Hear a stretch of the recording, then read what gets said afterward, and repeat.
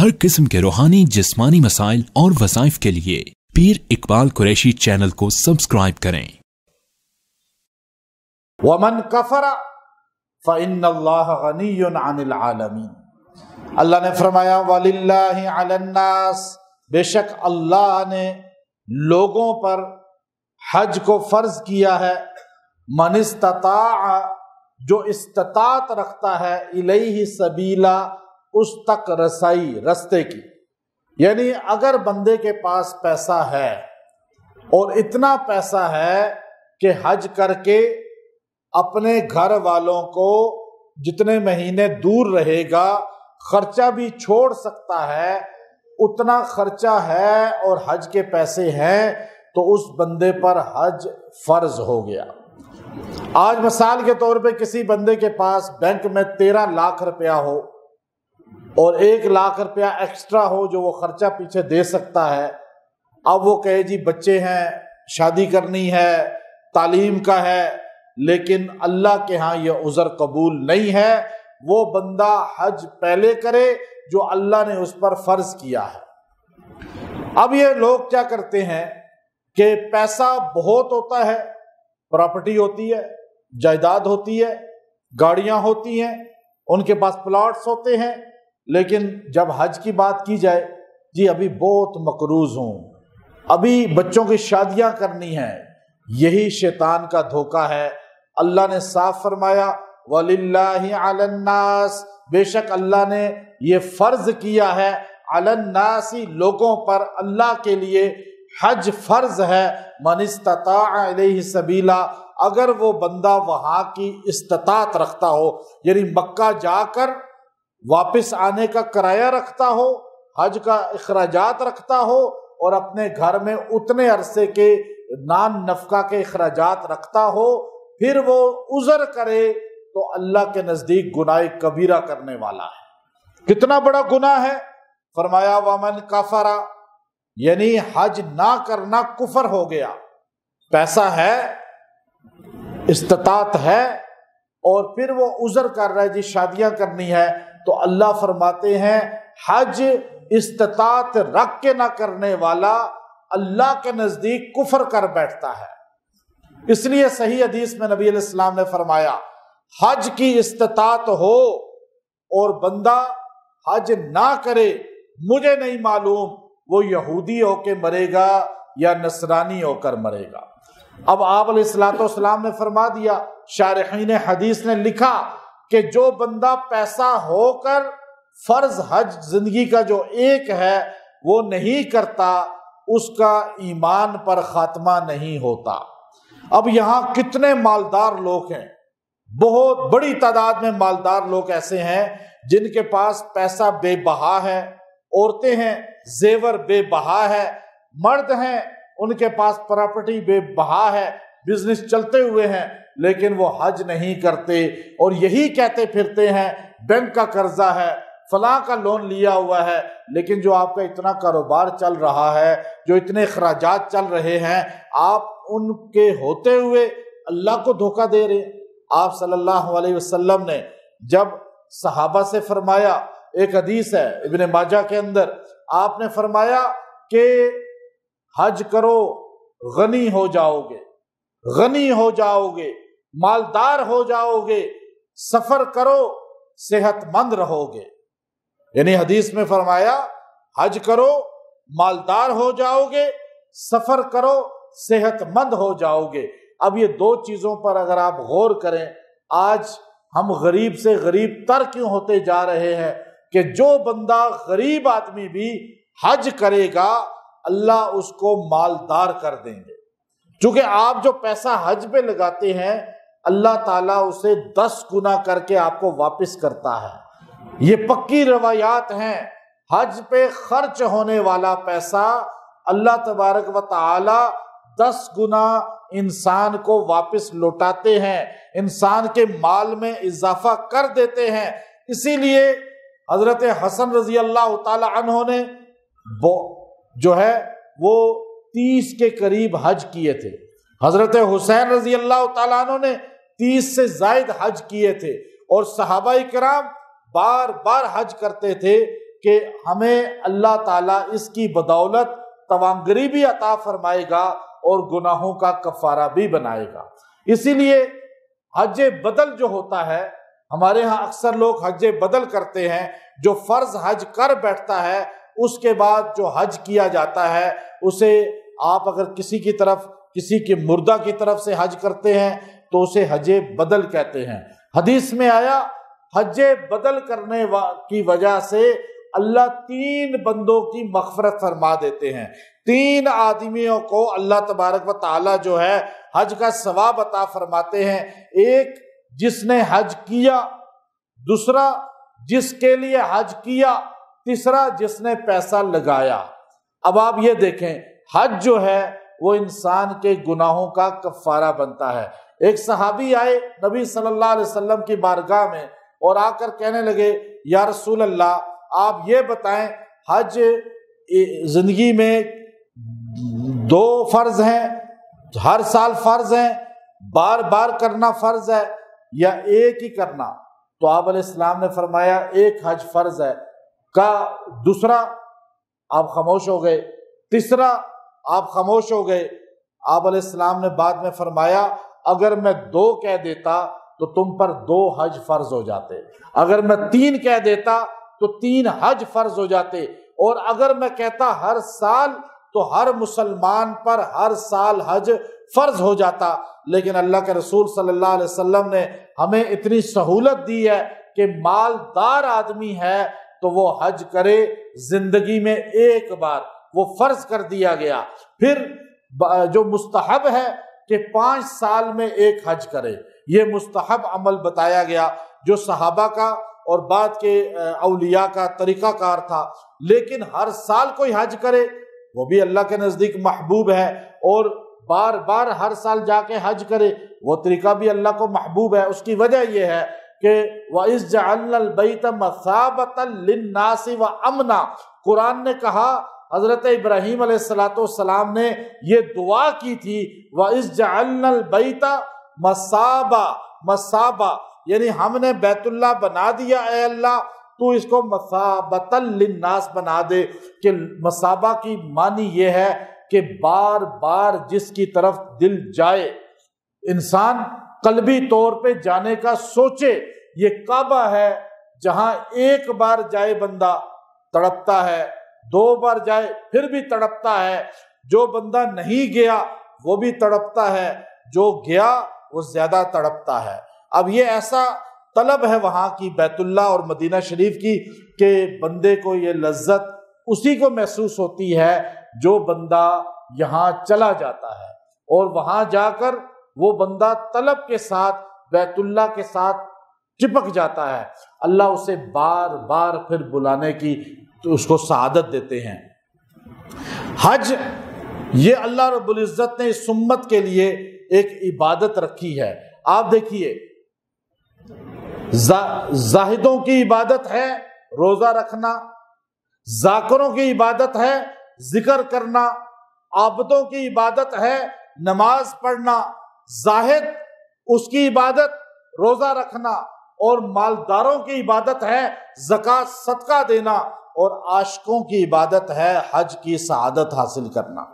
یہ اللہ سے دیوانہ وار بندے کی ایک عاشقانہ انداز ہے جس میں بندہ ہر اس چیز جائز کو بھی چھوڑ دیتا ہے جو اللہ نے اس کے لیے جائز کی ہے۔ لباس اپنی مرضی کا نہیں، جوتا اپنی مرضی کا نہیں، اور سر کو ننگا کر لیا، دستار اتار دی، خوشبو استعمال کرنا چھوڑ دی۔ تو اس لیے یاد رکھیں اللہ رب العزت نے حج کو فرض کیا ہے، اور جو بندہ استطاعت ہوتے ہوئے، مال ہوتے ہوئے، اور وہ نان نفقہ گھر میں دے سکتا ہے، اس کے پاس اگر پیسہ ہے اور وہ حج نہیں کرتا تو یہ بندہ بدحال ہی رہتا ہے، یہ پریشان ہی رہتا ہے، یہ آپ کو پریشان ہی نظر آئے گا۔ بڑے بڑے مالدار لوگ ہمارے پاس ایسے آتے ہیں کہ ان کا پیسہ بے بہا ان کے پاس ہے، لیکن جب ان سے پوچھتا ہوں آپ نے حج کیا تو آگے سے چپ ہو جاتے ہیں، ہم نے تو عمرہ بھی نہیں کیا، حج کیا کرنا تھا۔ تو جن کو اللہ اپنے گھر ہی نہیں بلا رہا، دیکھیں غریب آدمی چلا جاتا ہے اور غریب آدمی کو وہاں کی سعادت مل جاتی ہے، لیکن بندہ پیسے پہ گھمنڈ کرے تو بیت اللہ نہیں جا سکتا۔ یہ مدینہ اور مکہ ایسے شہر ہیں جو طلب سے ملتے ہیں، جتنی طلب کا اظہار ہوگا اتنا اس کو مکہ اور مدینہ وہاں کی سعادتیں ملیں گی اور وہاں کا قرب ملے گا۔ پھر جو بندہ وہاں گیا، حج کیا، اگلے سال اس کے اندر شدت اور بڑھ جاتی ہے، وہ اور زیادہ بے چین ہو جاتا ہے، وہ اور زیادہ سوچتا ہے کہ آج لوگ وہاں ہوں گے، آج مینا میں، آج عرفات میں، آج مزدلفہ میں، آج طواف کر رہے ہوں گے، آج مدینہ میں پھر رہے ہوں گے۔ اب آپ دیکھیے کہ آج ہر مسلمان جو ہے وہ قلبی طور پر حج کی جو ہے طلب رکھتا ہے، لیکن طلب صادق ہوگی، اللہ تبارک و تعالیٰ جو ہے اس کو بار بار بلائیں گے بھی اور اس کو وہاں کی سعادت بھی عطا فرمائیں گے۔ اب آپ دیکھیے حج ایک ہوتا ہے، حج آپ فرض حج ہے، آپ نے حج کیا، اللہ نے ہمارے لیے بڑی سہولتیں کی ہیں، ہماری امت کے غریب لوگوں کے لیے جو مکہ مدینہ نہیں جا سکتے۔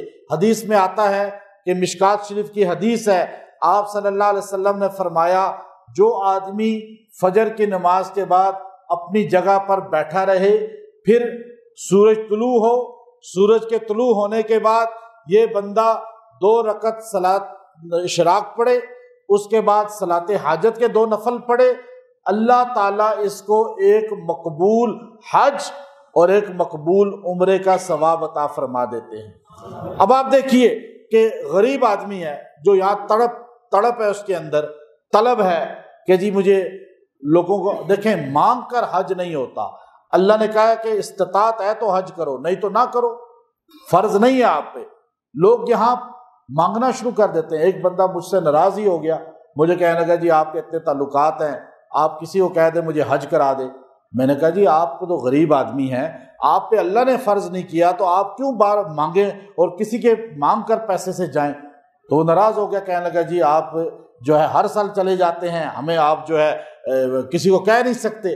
تو میں نے کہا اللہ نے جب کہا ہے وَلِلَّهِ عَلَى النَّاسِ حِجُّ الْبَيْتِ مَنِ اسْتَطَاعَ إِلَيْهِ سَبِيلًا، تو پہلی بات یاد رکھیں، اللہ سے مانگتے رہیں، لیکن کسی سے سوال کر کے حج پہ جانا یہ بہتر نہیں ہے۔ اب آپ حج کا ثواب، پہلے اللہ نے جو سہولتیں آپ کو دی ہیں، یہ میری باتیں ابھی غور سے سنیے، اللہ نے جو حج کا ثواب آپ کے دامن میں رکھ دیا ہے، پہلے اس کو تو سمیٹے نا، اللہ کو پتہ چلے واقعی یہ بندہ چاہتا ہے حج کرنا۔ اب نہیں کریں گے، اب اشراق پڑھنا، اس کے بعد 2 نفل پڑھنا، اگر میں پوچھوں آپ میں سے کتنے پڑھتے ہیں تو ہاتھ 1-2 کے اوپر ہوں گے، لیکن حج آپ سارے کرنا چاہتے ہیں۔ اللہ تعالیٰ نے پہلے ہمیں سٹپنیاں دی ہیں کہ میرا بندہ واقعی صادق ہے یا نہیں۔ ہمارے نبی کی زبان سے کہلوایا کہ 2 نفل اشراق پڑھے، یہ کس نے فرمایا؟ سرکار دو عالم صلی اللہ علیہ وسلم نے 2 نفل اشراق پڑھے اور اس کے بعد 2 نفل پڑھ لے، اس کو مقبول حج اور عمرے کا ثواب مل جائے گا۔ اب اگلا بات دیکھیے، حدیث بہقی ہے، امام بہقی لائے، آپ صلی اللہ علیہ وسلم فرماتے ہیں کہ جو بندہ علم کو سیکھتا ہے، اللہ تعالیٰ اس انسان کو علم سیکھنے کی وجہ سے مقبول حج کا ثواب عطا فرماتے ہیں۔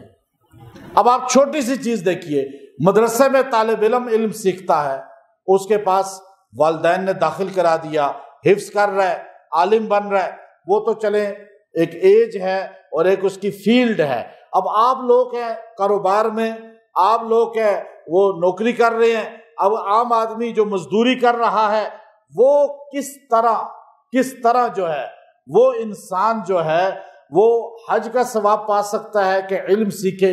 اب یہ اللہ نے سہل کر دیا، جیسے آپ ابھی مسجد آ جاتے ہیں جمعے سے پہلے، آپ بیان سنتے ہیں، آپ کہتے ہیں جی اس لیے جا رہے ہیں کہ ہمیں علم حاصل ہو، نئی بات حاصل ہو، اس سیکھنے پر بھی اللہ حج کا ثواب دیتے ہیں۔ اب یہ سہولت تو رکھ دی نا اللہ نے، لیکن ہمارے مسلمان کتنی ان سہولتوں سے فائدہ اٹھاتے ہیں۔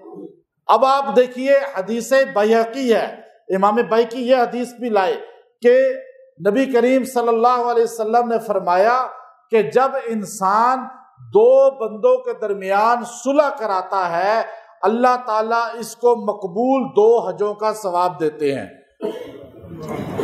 2 بندوں میں لڑائی ہو گئی، آپ ایک کو جا کر کے باتیں، آپ کے سامنے کوئی غیبت کر رہا ہے دوسرے کی، او جی فلاں تو یہ بدبخت ہے، میرے اس کے ساتھ لڑائی ہوئی ہے اور وہ ایسا ہے وہ ایسا ہے، آپ دوسرے کو جا کے اسی طرح سے بتاتے ہیں کہ فلاں تمہارے بارے میں یہ باتیں کر رہا ہے، تم ایسے ہو ایسے ہو، تم ایسے ہی ہو، وہ اور غصے میں آئے گا کہ یہ تو ایسی بات ہے۔ اب آپ نے لڑائی دور کرنے کے بجائے لڑائی مزید کرا دی نا۔ اب آپ کو ایک بندہ لڑائی ہوئی ہے 2 میں، ایک بندہ کہہ رہا ہے کہ یہ دوسرا تو یہ ہے یہ ہے یہ ہے، گالیاں بھی دے رہا ہے، آپ جا کے خالی یہ کہہ رہے ہیں کہ وہ بندہ تو آپ کی تعریف کر رہا تھا اور آپ کے بارے میں بہت اچھی باتیں کر رہا تھا، اس کا دل تو آپ کے بارے میں صاف ہے، لیکن تھوڑا وہ جذباتی ہے، غصے والا ہے، تو یہ بھی نرم ہو جائے گا نہیں ہوگا۔ پھر آپ واپس جا کے اس کو کہیں کہ بھائی وہ بندہ تو آپ کے بارے میں بہت اچھی رائے رکھتا ہے، اب یہ اور نرم ہو جائے گا۔ اب آپ نے ان میں صلح کرا دی، اللہ کے پیغمبر نے فرمایا آپ کو 2 حجوں کا ثواب ملے گا۔ اب یہ ثواب تو کمائے نا پہلے، دیکھیں نا، یہ تو عام بندے کما سکتے ہیں نا، اور ہمارے نبی کی زبان سے نکلا لفظ غلط ہو سکتا ہے، یہ حج کا ثواب نامہ اعمال میں آئے گا یا نہیں آئے گا؟ وہ حج شاید آپ کا جا کر بھی قبول نہ ہو، ہوتا ہے نہیں ہوتا اس طرح، لیکن یہ حج آپ کا قبول ہو گیا۔ اچھا، پھر نبی کریم صلی اللہ علیہ وسلم یہ فرماتے ہیں، جم الفوائد حدیث کی کتاب ہے، کہ آپ نے فرمایا کہ جو آدمی کسی کے لیے بھلائی سوچتا ہے اور اس کے لیے بھلائی کے لیے کوشش کرتا ہے، اللہ اسے حج کا ثواب عطا فرماتے ہیں۔ آج آپ دفتر میں جائیں، آپ کہہ دیں، تھانے میں چلے جائیں، پولیس کے بندے سے کہیں میرا FIR ہے کاٹ دیں، وہ نہیں کاٹے گا، وہ اس کی FIR کاٹ دے، اس کا کوئی کام ہے وہ کام کر دے، عدالت میں چپراسی کوئی کام کر دے، جج وکیل کوئی کام کر دے۔ آپ دفتروں میں جائیں، خوار ذلیل ہو جاتا ہے بندہ، اسپتالوں میں جائیں اتنا ذلیل ہو جاتا ہے، مریض بیچارہ تھک ہار کر خود ہی واپس آ جاتا ہے۔ اسپتالوں میں یہ ہوتا ہے نہیں ہوتا؟ اب یہ نرسیں ہیں، میل فیمیل سٹاف ہے، ڈاکٹر ہیں، یہ دفتروں کے لوگ ہیں، یہ سارے اگر بندے کی مجبوری دیکھ کر صرف اس کے کام کے لیے کوشش کر لیں، اللہ انہیں مقبول حج کا ثواب دے گا۔ یہ کس نے فرمایا؟ سرکار مدینہ نے۔ اور یہاں یہ کام ہوتا ہی نہیں، جی میں حج کے لیے جا رہا ہوں، بڑی بات ہے، لیکن جو حج آپ کو مل رہا ہے ثواب، وہ ہمارا چپراسی بھی لے سکتا نہیں لے سکتا، ہمارا سٹاف بوائے، نرس، ہمارا ہر چھوٹا بندہ بڑا بندہ، لیکن وہ ثواب نہیں لینا۔ مکہ مدینے ہی کے حج کو صرف انہوں نے یہ سمجھا ہوا ہے کہ یہ حج جو ہے یہ ایک ہوتا ہے، اللہ کے پیغمبر تو غریب آدمی کو ثواب دلوا رہے ہیں، اللہ کے پیغمبر تو غریب آدمی کو بتا رہے ہیں کہ دیکھیں آج ہمارے اداروں میں، ہمارے دفتروں میں، ہمارے اسپتالوں میں، ہمارے ان جگہوں پر آپ کے کوئی بھی جس جگہ آپ کو کام پڑتا ہے، آپ کسی کا کام، میرے پاس لوگ آتے ہیں، ہم اس لیے بیٹھتے ہیں کہ یہ ہمیں حج کا ثواب مل رہا ہے، لوگ آگے پریشانی بتا رہے ہیں، اپنا غم بتا رہے ہیں، ہم انہیں وظیفہ بتا دیتے ہیں، یہ نیت ہوتی ہے۔ اللہ کے پیغمبر نے فرمایا کہ اس پہ تمہیں حج کا ثواب ملے گا۔ اب آپ دیکھیے حج اتنا آسان ہے آپ کے لیے، حدیث مشکات ہی ہے، اور بخاری کے اندر بھی یہ حدیث آئی ہے، صحیحین کے اندر، اللہ کے پیغمبر فرماتے ہیں جو بندہ اپنے والد اور والدہ کے چہرے کو دیکھے گا پیار سے، اللہ اسے ہر بار دیکھنے پہ حج کا ثواب دیں گے۔ سنی یا نہیں سنی حدیث؟ ابن مسعود رضی اللہ تعالیٰ عنہ فرمانے لگے، یا رسول اللہ جو 2 بار دیکھے، فرمایا اللہ 2 حج کا ثواب دے گا۔ ابو درداء رضی اللہ تعالیٰ عنہ کھڑے ہو گئے، کہنے لگے یا رسول اللہ جو 3 بار دیکھے، فرمایا 3 حج کا ثواب ملے گا۔ ابو ہریرہ کھڑے ہو گئے، یا رسول اللہ جو 4 بار دیکھے، فرمایا ابو ہریرہ 100 بار دیکھے گا، 100 حج کا ثواب ملے گا۔ اب یہ حج تو آپ کر سکتے ہیں نا؟ نہیں، یہ حج نہیں کرنا، ادھر کا ہی حج کرنا ہے۔ نہیں جی اللہ مکے لے جائے، وہ ٹھیک ہے، لیکن جو والد والدہ گھر میں ہے، جو آپ کے لوگوں کے کام آ سکتے ہیں، جو اشراق پڑھ سکتے ہیں، جو علم سیکھ سکتے ہیں، کیا یہ حج کے ثواب سے آپ محروم ہو رہے ہیں یا نہیں ہو رہے؟ ہو رہے ہیں نا۔ یہ حج تو ہر جمعے آپ حاصل کر سکتے ہیں، ہر روز حاصل کر سکتے ہیں۔ اب یاد رکھیں کہ یہ حج یہ اللہ تعالیٰ نے ہمارے لیے سہولتیں کر دی ہیں۔ اب وہ حج اللہ نے فرض کیا ہے، یہ نفلی حج ہے جو ہر بندہ ثواب، فرض آپ پہ نہیں ہے حج سب پہ، لیکن نفلی حج کا ثواب آپ سارے پا سکتے ہیں۔ پھر آپ دیکھیے حج وہاں کا نیت کیسی، کہ یہ بات جو ہے امام ابن جوزی رحمۃ اللہ علیہ نقل فرماتے ہیں کہ عبداللہ ابن مبارک رحمۃ اللہ علیہ کوئی عام آدمی نہیں ہے، محدث اعظم ہے، امام بخاری کے استاد ہیں، امام ابو حنیفہ کے معناش شاگرد ہیں، امیر المومنین فی الحدیث، یہ لقب اگر کسی کو امام بخاری نے دیا ہے تو وہ عبداللہ ابن مبارک ہیں۔ عبداللہ ابن مبارک کی عادت تھی کہ اپنا پیسہ بہت خرچ کرتے تھے، اللہ نے مالدار بنایا تھا اور لوگوں کو حج کراتے بھی تھے، لیکن شروع میں کیا تھا، دیکھیں حج کرنے سے بندہ غنی ہوتا ہے، مالدار ہوتا ہے۔ یہ عبداللہ ابن مبارک نے اپنی کتاب کے اندر لکھا، آپ نے فرمایا آپ کی پہلی کتاب ہے الجامع عبداللہ، یہ وہ کتاب ہے جس کو امام بخاری نے فرمایا کہ میں نے اپنی بالغ ہونے کے سے پہلے، یعنی میں نے ہوش سنبھالنے سے پہلے، میں نے اگر پہلی کوئی حدیث کی کتاب پڑھی ہے تو وہ جامع عبداللہ پڑھی ہے، جو شیخ عبداللہ بن مبارک رحمۃ اللہ علیہ کی کتاب تھی، اور اس کتاب کو میں نے یاد کیا۔ یہ کون کہہ رہا ہے؟ امام بخاری کہہ رہا ہے۔ یہ کون کہہ رہا ہے؟ بخاری شریف لکھنے والا کہہ رہا ہے، اور وہ فرما رہے ہیں میں نے سب سے پہلے اگر کوئی کتاب پڑھی ہے تو وہ عبداللہ ابن مبارک جو ابو حنیفہ رحمۃ اللہ علیہ کے بڑے شاگردوں میں سے ہیں۔ تو عبداللہ ابن مبارک رحمۃ اللہ علیہ آپ حج پہ جانے لگے، پہلا حج تھا، فرض حج تھا، لیکن پہلا حج کر لیا، اور اس کے بعد آپ کو تڑپ اور پیدا ہو گئی، آپ نے سوچا میں پھر حج کرتا ہوں، اگلے سال پھر حج پہ گئے، 300 دینار سونے کے سکے آپ کے پاس تھے، آپ اپنے شہر سے چلے یہاں تک کہ آپ کوفہ پہنچے۔ کوفہ میں جب آپ پہنچتے ہیں تو آپ اپنے قافلے کے ساتھ تھے، قافلے والوں سے کہا کہ میں تھوڑا سا آگے ٹہل لیتا ہوں، آپ ٹہلنے کے لیے آگے چلے تو آپ نے دیکھا کہ ایک عورت اس طرح نقاب کیا، اس نے ایسے چادر کی، اور وہ تیزی کے ساتھ آپ کے پاس سے گزری، اور کبھی ادھر دیکھتی ہے کبھی ادھر دیکھتی ہے، اور آپ کے پاس سے گزر گئی۔ آپ نے سوچا کہ یہ ادھر دیکھ رہی ہے ادھر دیکھ رہی ہے، لیکن یہ باپردہ ہے، لیکن یہ بڑی بدحال پریشان لگ رہی ہے، لیکن یہ جا کدھر رہی ہے؟ آپ نے دیکھا تھوڑی دیر کے بعد وہ دور جا کر ایک ڈھیر تھا کوڑے کا، گند کا، وہاں جا کے کھڑی ہوئی، اور پھر اس نے ایک مردہ گائے وہاں پہ پڑی ہوئی تھی، اور وہ مری ہوئی گائے تھی، اور اس کا ہڈیاں عجیب ہو چکی تھیں۔ اس نے اس کے جسم کا کچھ گوشت کاٹا اور اس کے شاپر میں ڈالا تھیلے میں، اور لے کر خاموشی کے ساتھ یوں نکل گئی۔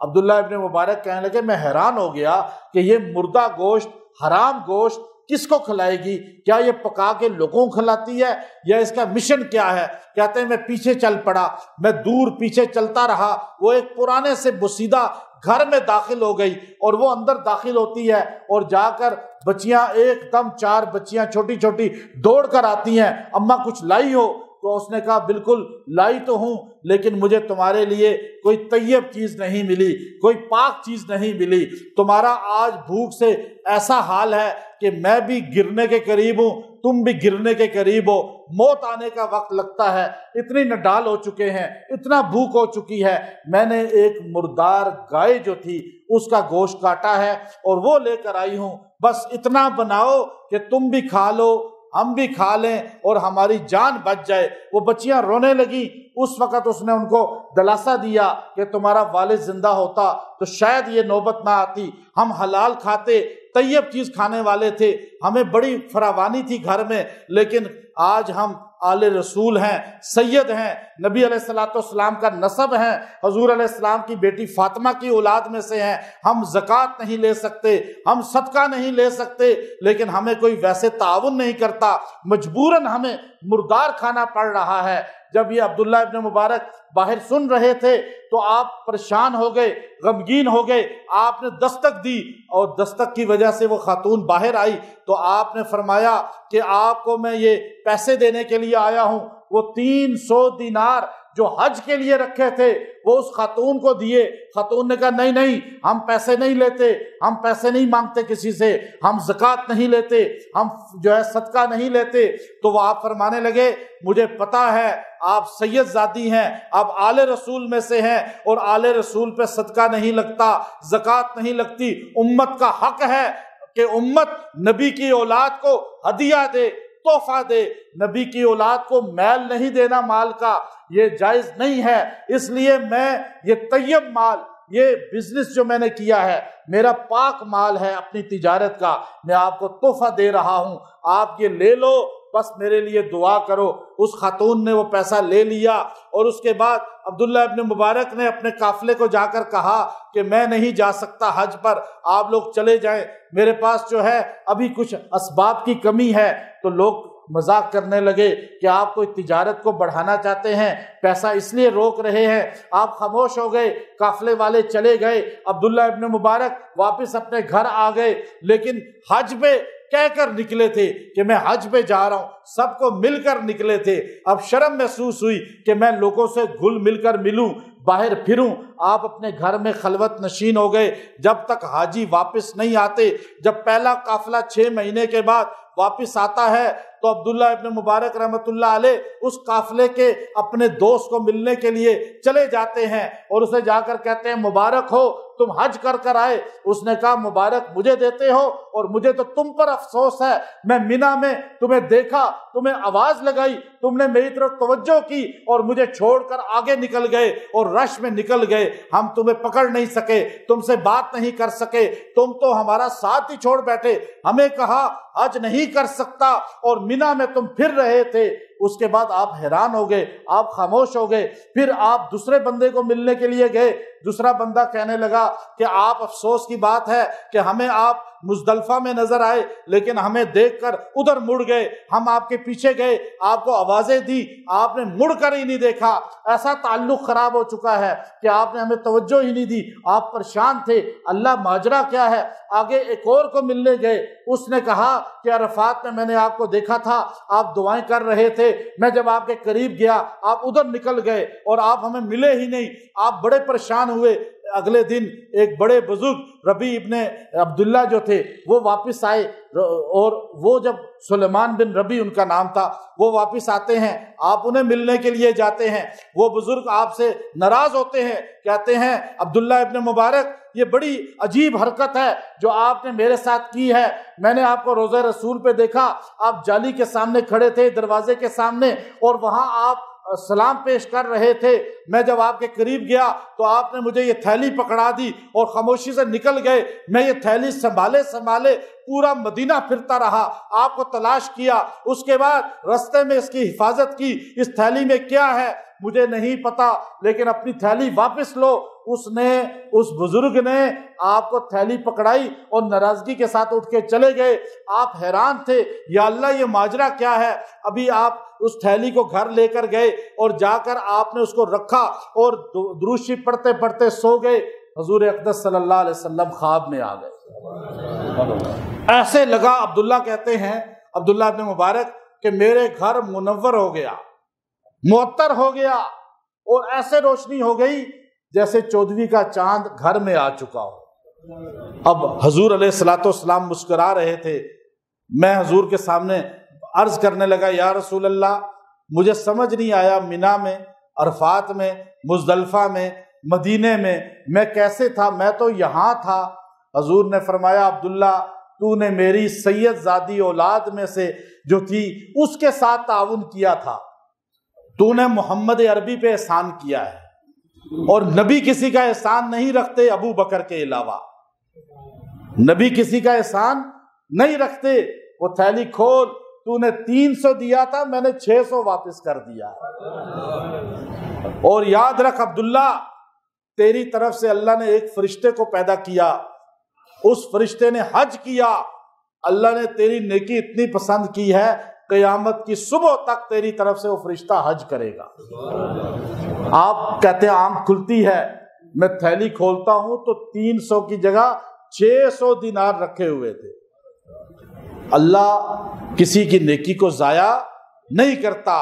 آل رسول تھی وہ، سید زادی تھی، اہل بیت کی اسی لیے عزت ہے، اہل بیت کی شان ہے، اہل بیت کا مقام ہے۔ اور پھر عبداللہ کہتے ہیں اس کے بعد میں نے 60 حج کیے، 60 حج کیے، اللہ نے پیسے کی کمی نہیں ہونے دی، بلکہ حال یہ تھا کہ آپ ابن جوزی رحمۃ اللہ علیہ لکھتے ہیں کہ عبداللہ ابن مبارک علماء کو کہتے تھے بھائی فلاں فلاں علماء میرے ساتھ حج پہ چلو، جتنے پیسے ہیں جمع کرا دو، وہ جمع کرا دیتے، آپ انہیں شاہانہ حج کراتے اور ان کو کھانا پینا، پھر ان کو وہاں سے کھجوریں لے کے دیتے، پھر واپسی پہ ان کو کھجوریں ہر چیز دے کر جب وہ گھر میں آتے تو ان کے پیسے ان کو واپس کر دیتے، کہتے یہ حج میری طرف سے ہے۔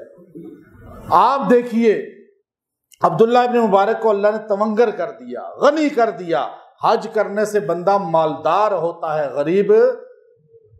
میں دعوے سے کہتا ہوں جو بندہ حج کرتا ہے اللہ اس کے مال میں اضافہ کر دیتا ہے۔ اور اگر آپ غریب ہیں اور آپ کا اتنا پیسہ ہے کہ آپ گزارا حج کا کر سکتے ہیں تو وہ غریب نہیں ہوا۔ پھر آپ جائیں، آپ نے جہاں ادھر کاروبار میں انویسٹ کرنا ہے نا، آپ نے وہاں ایجنٹ کو دینا ہے اور پیسہ ڈوبنا ہے، ڈوب ہی جائے گا نا ایجنٹوں کے پاس۔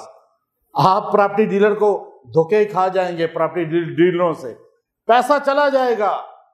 آپ جو لے کے پھرتے ہیں، آج آپ ایک رومانیہ کا ویزا ورک ویزے کے لیے 40 لاکھ دیتے نہیں دیتے؟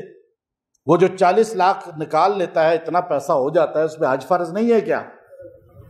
آپ بتائیں، وہ حج کر لے، 11-12 لاکھ روپے آج کل لگ رہا ہے، آپ حج کر کے دیکھ لیں، ویزے کو چھوڑیں، فرض حج پہلے کریں، اللہ آپ کے مال میں اضافہ کر دے گا۔ آپ آزما کر دیکھ لیں۔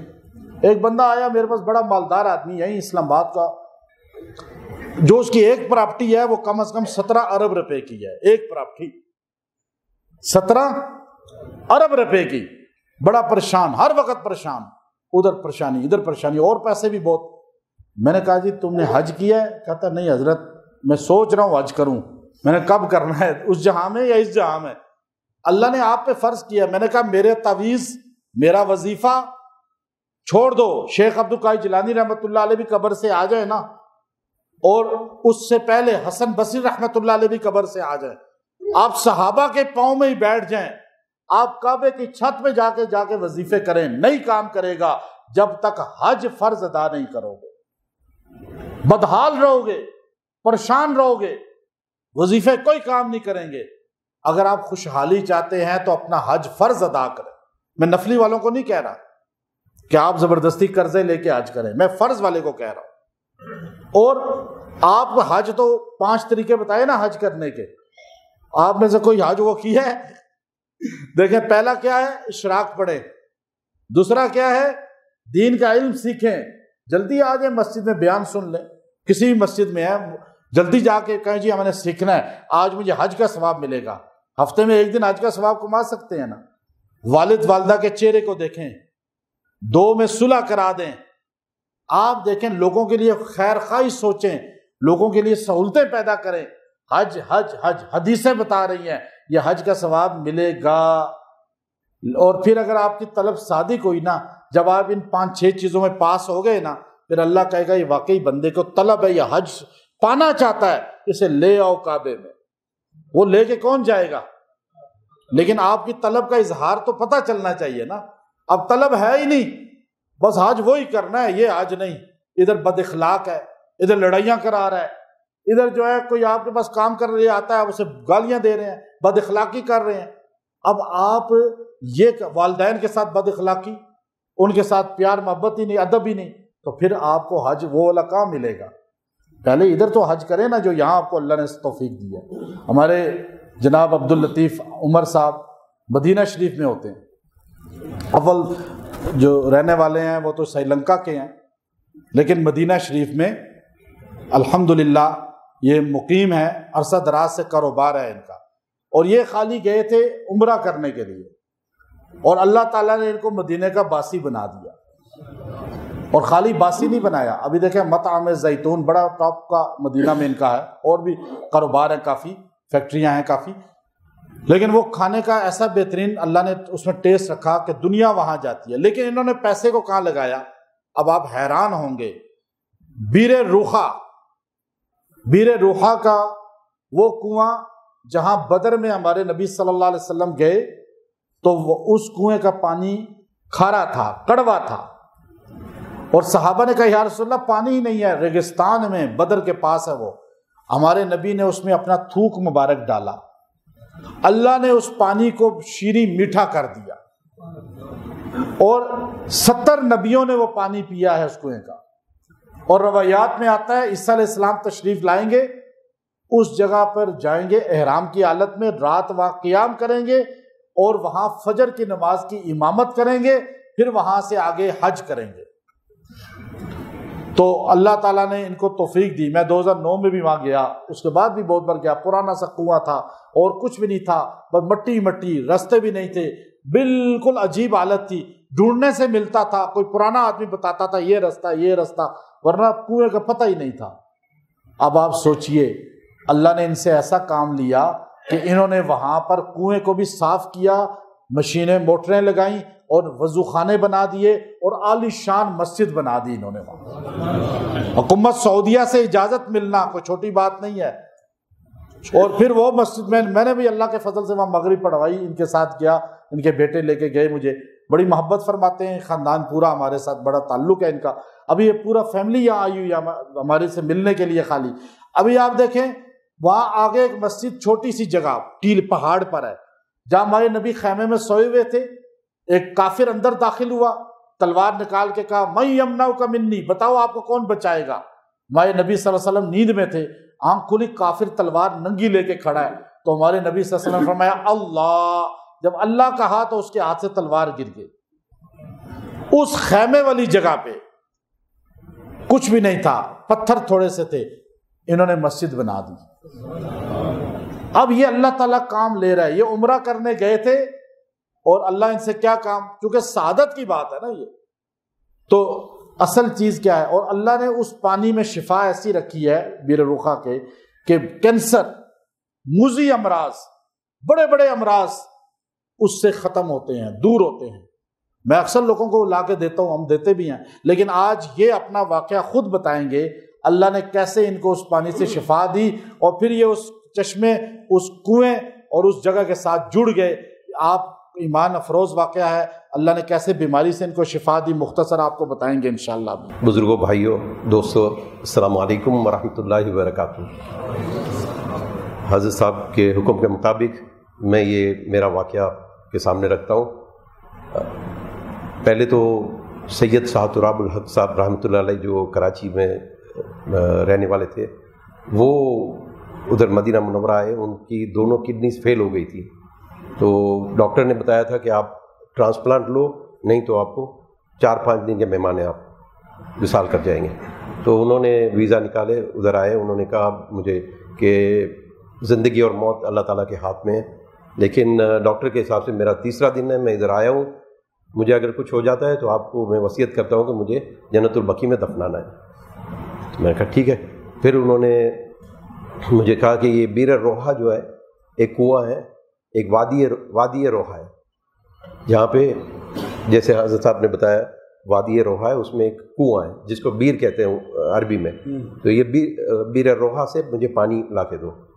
تو میں پانی، میرے بیٹے کو میں نے کہا کہ یار گوگل کرو، مجھے تو نہیں پتا ہے کہاں ہے، وہ گوگل کر کے ہم نے وہاں پہنچے، وہاں سے پانی لا کے دیا ان کو، اور 1 مہینہ وہ ادھر رہے، پانی پیتے رہے۔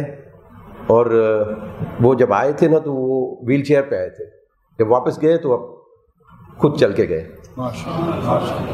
5-6 مہینے کے بعد مجھے ان کا ایک ویڈیو کلپ ملا، جو وہ کسی جگہ پہ بیان میں وہ ایک قصہ بیان کر رہے تھے، وہ کہہ رہے تھے کہ 5-6 مہینے کے بعد اسی ڈاکٹر کے پاس گئے اور ان کو کہا کہ یار چیک کرو، میں نہ دوائی پیتا ہوں نہ کچھ کرتا ہوں، پھر صرف یہ پانی پیتا ہوں۔ تو انہوں نے چیک کی اور انہوں نے کہا کہ یہ ایک میڈیکل مسٹری ہے، جو کڈنیز جو ہے فیل ہو جاتی ہیں تو واپس وہ ٹھیک نہیں ہوتی، ان کو ٹرانسپلانٹ ہی کرنا ہوتا ہے۔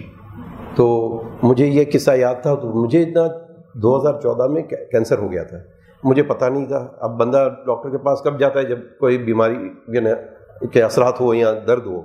تو مجھے پیٹ میں بہت زیادہ درد ہو رہا تھا، تو میں گیا ڈاکٹر کے پاس. تو انہوں نے ٹیسٹ کیا اور انہوں نے کہا کہ تم نے بہت دیر کر دی ہے، یہ بالکل آخری سٹیج کا کینسر ہے، فوراً تم وہ ہاسپٹل میں ایڈمٹ ہو جاؤ، اس کی سرجری کرنی ہوگی اور 6 مہینہ تمہیں یہاں رہنا ہوگا سری لنکا میں. جب میں ادھر گیا تھا تو انہوں نے کہا 6 مہینہ ادھر رہنا ہوگا انڈر آبزرویشن، اور بچنے کی چانسز جو ہے وہ 5% ہے. تو مجھے وہ واقعہ یاد تھا حضرت سید سعد تراب الحق رحمۃ اللہ علیہ کی. تو میں سب چھوڑ کے ادھر آ گیا مدینہ میں. ادھر بھی ڈاکٹر سے چیک کروایا، انہوں نے بھی یہی کہا کہ ابھی یہ کرواؤ، آپریشن کرواؤ. تو میں نے یہ پانی پینا شروع کیا. تقریباً 4 سے 4.5 مہینے کے بعد جب ٹیسٹ کروایا تو بالکل 0 ہو گیا. میرا کینسر بالکل 0 ہو گیا تھا. یہ حضور پاک کے لعاب مبارک کی برکت اور اللہ تعالیٰ کا بڑا احسان اور مدینہ منورہ کی یہ برکت ہے.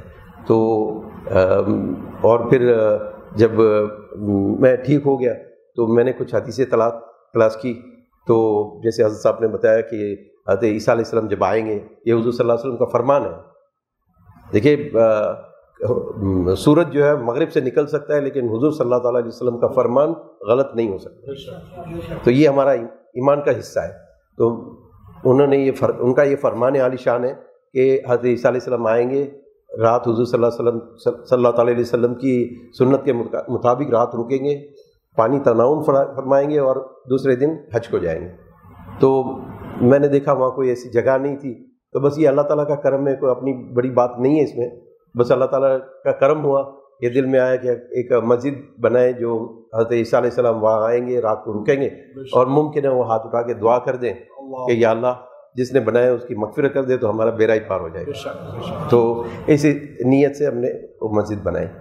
تو اور بس میری ریسٹورنٹ ہے وہاں زیتون نام سے، وہاں میں پانی کی بوتل رکھتا ہوں 5 لیٹر کے، کیونکہ یہاں جو سعودی عرب کا قانون ہے کہ صرف 5 لیٹر کی ایک بوتل ایک بندہ لے سکتا ہے. تو جو آتے ہیں ان کو میں اپنا قصہ بتاتا ہوں، شاہ صاحب کا قصہ بتاتا ہوں اور پانی دیتا ہوں. میرے خیال سے بس یہ اللہ تعالیٰ کا کرم ہے کہ کوئی ہزاروں لوگ میرے سے پانی لے گئے اور اس پانی سے ان کو شفا ملی ہے. تو بس یہ میں دعا کرتا ہوں کہ اللہ تعالیٰ اپنے پیارے حبیب کریم رؤوف الرحیم افضل تو علیہ الصلاۃ والتسلیم کے صدقے طفیل آپ سب کو حج کا عمرے کا موقع عطا فرمائے اور بیر روحہ کی حاضری بھی نصیب فرمائے، حضور پاک صلی اللہ علیہ وسلم کی بارگاہ کی حاضری نصیب فرمائے. اور ادھر سے پانی لے آئیں یا میری ریسٹورنٹ پہ آئیں گے تو میں ضرور آپ کو پانی دوں گا. اللہ تعالیٰ جو بھی دنیا میں کوئی بھی مسلمان کوئی بھی مرض میں مبتلا ہو، اللہ تعالیٰ اس پانی سے ان کو شفا عطا فرمائے. اور اللہ تعالیٰ بس ہر انسان کو ایمان کی سلامتی اور جان کی تندرستی عطا فرمائے. اور میں حضرت قبلہ کا شکر گزار ہوں کہ انہوں نے مجھے یہ موقع دیا. اللہ تعالیٰ سب مل کے دعا کریں کہ اللہ تعالیٰ حضور پاک صلی اللہ تعالیٰ علیہ وسلم کے صدقے طفیل ان کو صحت مند لمبی عمر عطا فرمائے، ان کے درجات اور بلند کر دے، ان کے اقتداء میں ہم سب کو نمازیں پڑھنے کی موقع عطا فرمائے، ان کے ارشادات پہ عمل کر کے ہم اپنی اصلاح کرنے کی توفیق عطا فرمائے. اور حضرت صاحب جو اللہ تعالیٰ بس صحت مند لمبی عمر عطا فرمائے، وہ جو خدمت انجام دے رہے ہیں اس کا صلہ اپنی رحیمی اور کریمی کی شان کے مطابق عطا فرمائے.